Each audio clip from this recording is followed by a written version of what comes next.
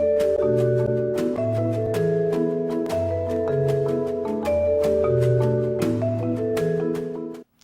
evening.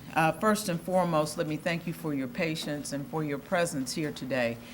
We wanted to take this opportunity to update you on the course of the ongoing investigation, to let you know information that we've gathered to date, and to also give you specific information about measures that are being taken by the Gary Police Department as well as other departments in the city of Gary.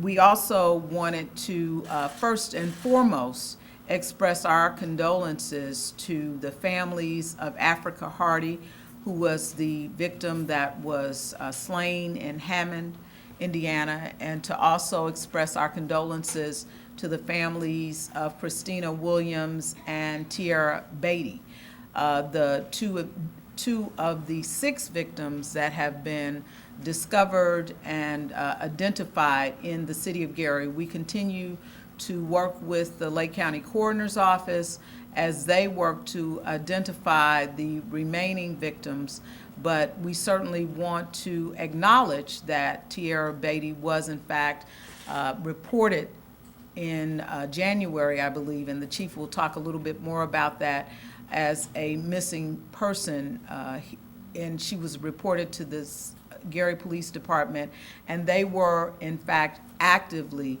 working the case here in the city of Gary. Yesterday, I commented that only one had been reported as a missing person, and that was Anneth Jones. But at that time, we had not gotten confirmation of the identity of Tierra Beatty as well as the identity of Christina Williams.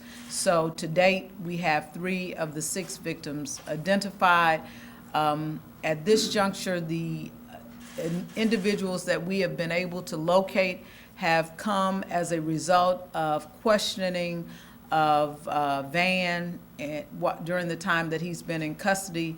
He has been accurate about the information that he has given, but that does not mean that we are simply going on his information, and that's why you will hear from Chief McKinley as well as Director of Redevelopment, Joe Van Dyke, about measures that are being taken to escalate the work that we're doing relative to abandonment here in the city of Gary.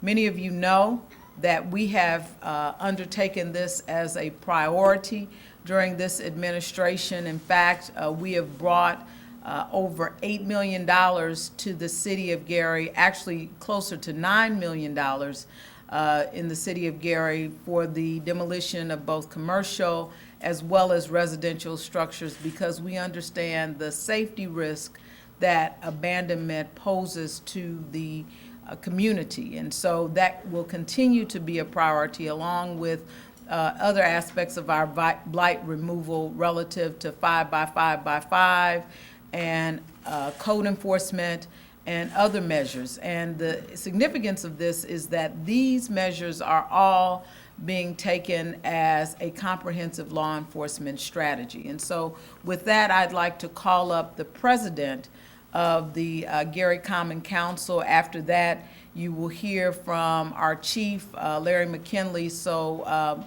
President Kyle Allen will be here at this time. Thank you, Mayor. I think the mayor has portrayed an accurate account of the events that have transpired thus far.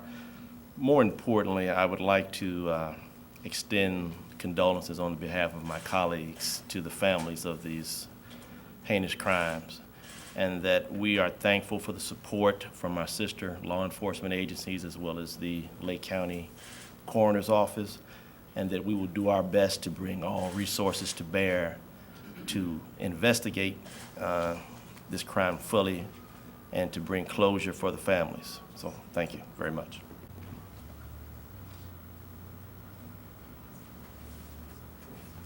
Good evening.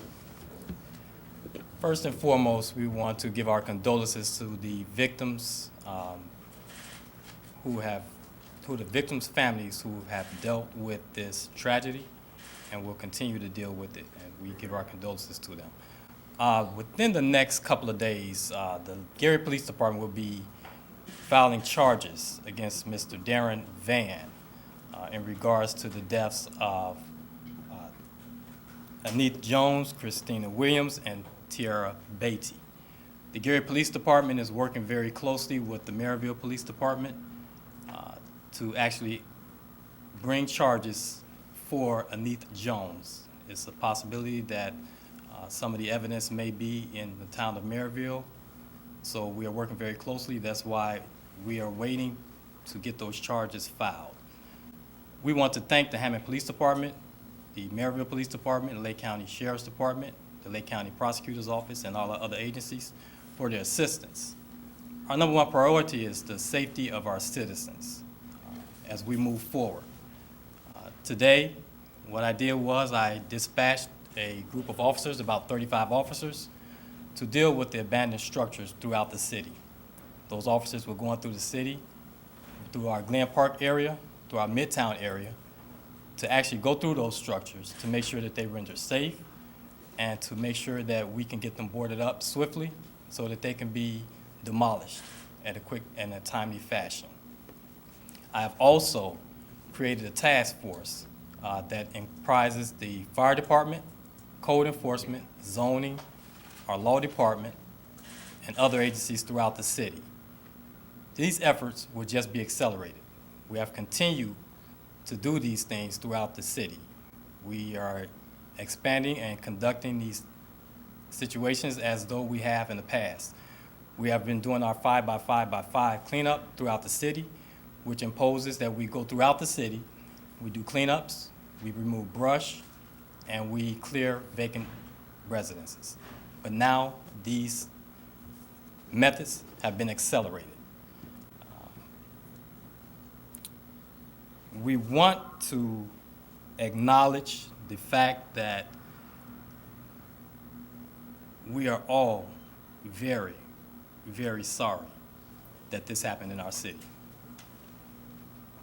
We give the condolences to the families and to anyone who have missing. Tiara Beatty was reported missing through our city first part of the year.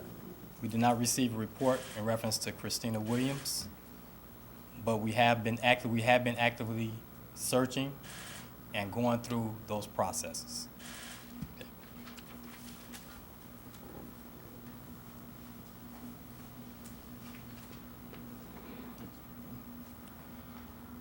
There's no doubt that vacancy and abandoned buildings is one of the largest issues that we deal with here in the city of Gary.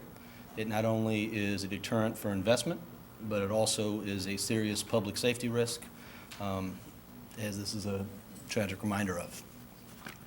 Early in this administration, we recognized that it was a priority to be mindful of public safety concerns and honor the residents who've maintained their homes.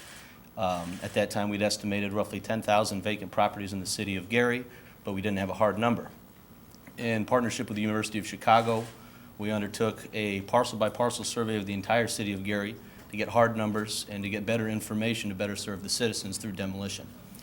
To date, the city is 75% completed in our parcel-to-parcel survey, and based on our most recent estimates, we have over 8,000 vacant properties in the city. To date, 115 structures have been demolished in the year 2014, and we are on target to get 30 to 40 more done by the end of the year. That's a start. Knowing that, the city administration has been very active in seeking as many funds as possible for demolition and clearance, as well as board up. To that end, we were awarded $6.6 million in U.S. Department of Treasury hardest hit funds for demolition, which was the highest award in the state of Indiana. In addition, we've procured $1 million in funds from the Office of Community and Rural Affairs for commercial structures, as well as $500,000 in community development block grant money from HUD.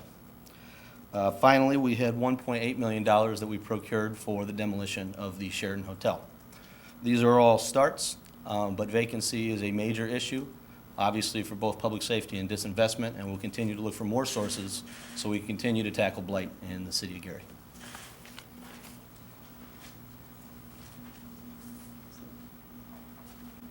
Before we take questions, I want to make you aware of an event that had previously been scheduled, but will certainly be highlighted and take on even a greater significance in the city of Gary, and that is a GLOW Run Walk for Domestic Violence Awareness. And while this cannot and should not be characterized as domestic violence, it is certainly clear violence against women. And that will be tomorrow, October 22nd. It will, registration starts at 5:30.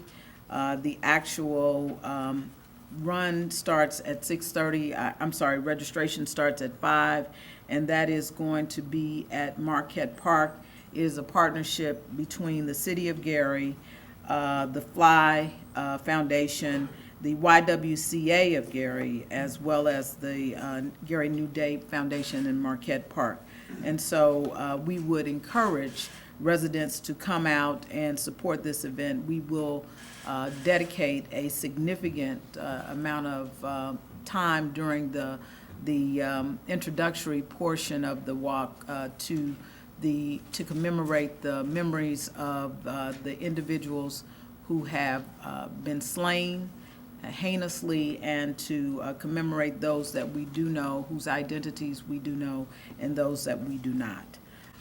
At this juncture, we are prepared to take questions from the meeting. Mayor, or Chief, can you comment on reports that Van has indicated, A, that he wanted to blow up the Gary Police Department, and B, that he has claimed to have stashed bodies in the Sheraton Hotel? We have not received anything from Van in reference to him stashing bodies in the Sheraton Hotel. We did pick up leads on the Sheraton today because we received an anonymous tip that there may have been bodies there. But before demolition of the Sheraton Hotel, there was a thorough walkthrough through employees and through Gary police officers. Anything Are about you the claim mindful about of blowing that up the as- Gary Police Department? Anything in terms of the claim that the report that he may have wanted to blow up Gary Police? I'm not aware of that. Are you mindful of that now during the deconstruction process? Mhm. Is it noted that there may be bodies there? No, it's not noted there. And actually, today, when following up with that complaint, we did send our cadaver dogs over to the Sheraton area. You did? Yes, Over to where, sir?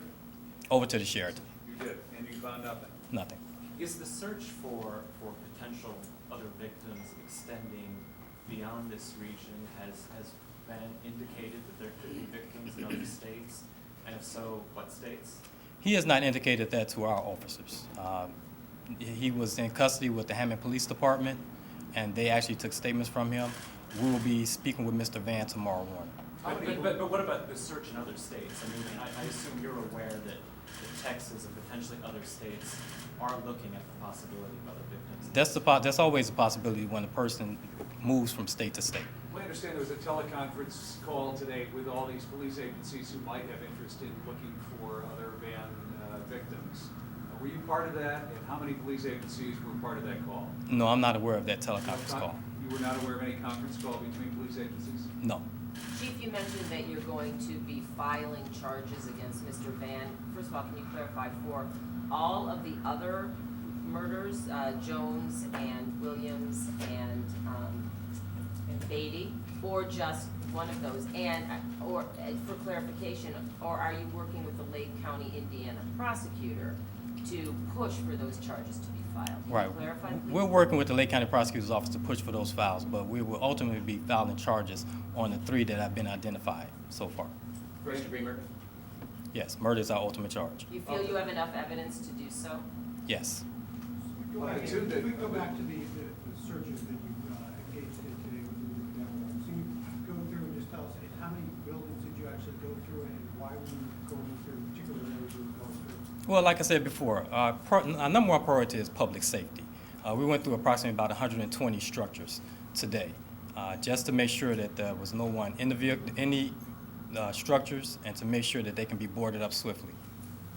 And how long did that take today? Approximately about 8 hours. So all day you've been working with cadaver dogs and search teams? Correct. And what buildings and houses empty are you going to be targeting for this search or inspection? There are thousands of vacant buildings in the city. How are you going to come up with a methodology to search alone? Well, ultimately, we started in the areas in which the bodies were recovered at, and we expanded that out. Well, throughout time, we will ultimately reach all the abandoned structures, but it will take time. Yes. Chief, you talked. A point of clarity, you mentioned in your remarks that you've been working with the Merrillville Police Department as well about evidence that's there. What is that evidence, and was the crime committed there, or was it, do you have any indication of that? Well, from the information that Mr. Van gave us, there's a possibility that the crime could have been committed there in Maryville. In Maryville. Yes. And what kind of location? At this time, I can't give because it's still an ongoing investigation. Do you have any idea at this point if the bodies were dumped in these locations or if they were killed at these locations? Any thoughts on that at this point? Well, that's unknown at this point, but we do know that there's a possibility that some of them could have been moved to the locations. Has he directly confessed to all 7, or still just to the one killing? I mean, I understand he led you to the bodies, but do you take him as having confessed to all 7? Yes. No, I'm sorry. He has confessed to several. He has. Yes. He has What- full what is out he- confessed, I did it. Yes. Chief, what has he told you? What has he told you about why he did it and how he picked his victims? At that point, I can't really tell it because it will impede the investigation. Have you been in touch with Texas Jen- authorities about some of these questions and in terms of what they're doing there? Is there a line of communication with Texas authorities? I have had a line of communication with the Texas Can you Rangers. say with whom? With the Texas Department? No. The FBI has offered their assistance. Have you accepted their assistance, and what role would you have the FBI help you with in this investigation? Yes, the FBI is helping. They're going to give us some technical assistance and send a behavior analyst. Chief, was the police aware of these women being missing and a possible connection before Van confessed to them? Yes, we were aware of, like I say, Ms. Beatty, because a report was made in reference to her disappearance, her missing, but there was nothing for Christina Williams. Some Well, tell us families how- have said that you weren't doing enough, or at least questioned whether you did do enough. Can you assure those families that you did, that you were acting, especially in Beatty's case, there was a clear missing persons report? Yes, I mean, our detectives were still actively working the case. I think they spoke with the family just a few weeks prior to us discovering. There was How some many other discussion that missing because of the reports, profession the women were in, there wasn't as eager a police investigation into their whereabouts as there might have been if they hadn't been who they were. I'm sorry, I think didn't catch given the first number of part. I didn't catch the first part structures that you were in talking. Gary as well. I'm sorry. I didn't catch the first part as you were speaking. I said there's been much discussion about that perhaps the police investigation into the whereabouts of these missing people wasn't as eager as it could have been because of their profession. And that because of the number of abandoned buildings in Gary, that it was very difficult to even try to do. Can you tell us what you did do looking for these 6 women? We take every report very seriously.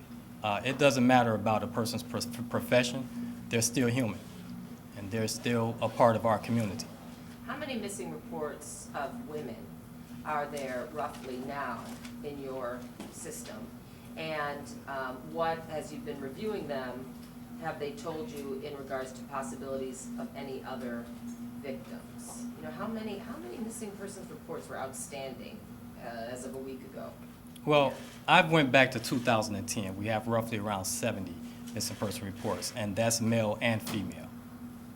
Okay, and do you believe any of those, can you tell me how many of those 70 were women?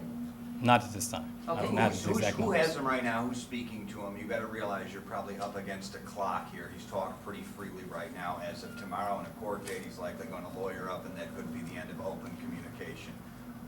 Where is he now? Who's speaking to him? You have a finite window here.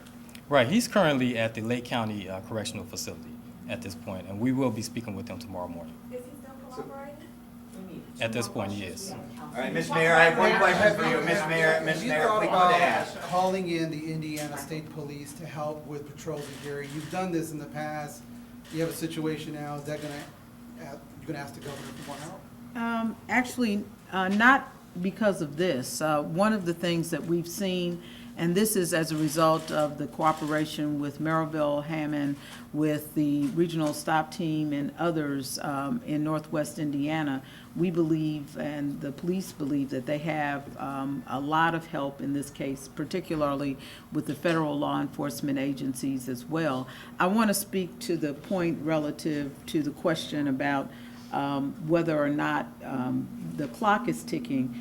The typical process relative to an arraignment is that a person will request an attorney, but that attorney is not given to them, and they may very well not talk to the attorney even if they meet the criteria for indigency, and there's every chance that he will for 2 or 3 days. And so the imminency of him being assigned a lawyer and deciding that he is not going to continue cooperating is not as great as it may appear to be. And one question for you, Ms. Mayor, it needs to be asked for your community, and considering the police chief here said everything is followed up here with such due diligence, how concerned are you as the leader of this community that you didn't know you had a serial killer in your midst? Well, certainly it is a horrible thing to observe, and it's a source of great concern. At the same time, to the extent that we have had 2 of the 6 individuals reported missing, if you look at the work that was done in the cases of Annette Jones and Tierra Beatty, we are confident that the police followed up every lead and that they did actively work the cases. One of the things that is very clear, and that's given the fact that we're even trying to identify 3 of the other of the 6 victims, is that this was a crime that was concealed. And when you talk about the size of our city, when you talk about the concealment that was done, that could have been done with 500 abandoned homes. It could have been done with 8,000 or 10,000 as we have. So to say that the fact that we have so many abandoned homes gave rise to this crime, I think this is extraordinary. And the evidence of the extraordinary nature of it is the fact that it has made national news. You don't get people who kill multiple folks every day. And so that is where we are. Our final question goes to Michelle from the Post Tribune. I was gonna say, can you confirm that the FBI is working with Gary? Chief. Yes, they Yes. are. Chief, a couple more questions if you wouldn't mind. We have to go to our council meeting.